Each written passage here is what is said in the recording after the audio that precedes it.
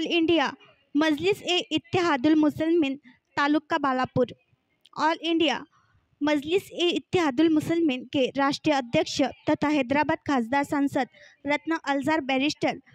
असदुद्दीन ओवैसी साहब के व महाराष्ट्र अध्यक्ष औरंगाबाद के माजी खासदार सैयद इम्तियाज जलील साहब के आदेश पर अकोला जिला अध्यक्ष सैयद मोहसिन अली साहब के व अकोला जिला उपाध्यक्ष सैयद नसीब साहब के आदेश निगरानी में बालापुर विधानसभा अध्यक्ष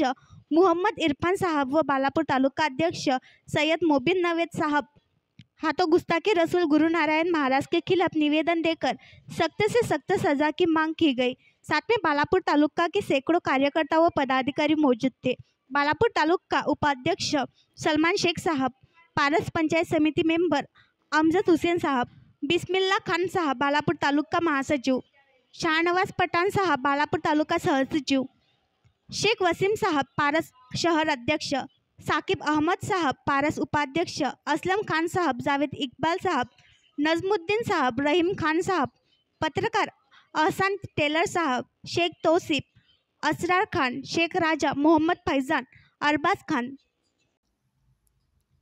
आणखी नवीन व्हिडिओ पाहण्यासाठी आमच्या देशमुख एक्सप्रेस न्यूज चॅनलला सबस्क्राईब करा, लाईक करा आणि शेअर करा।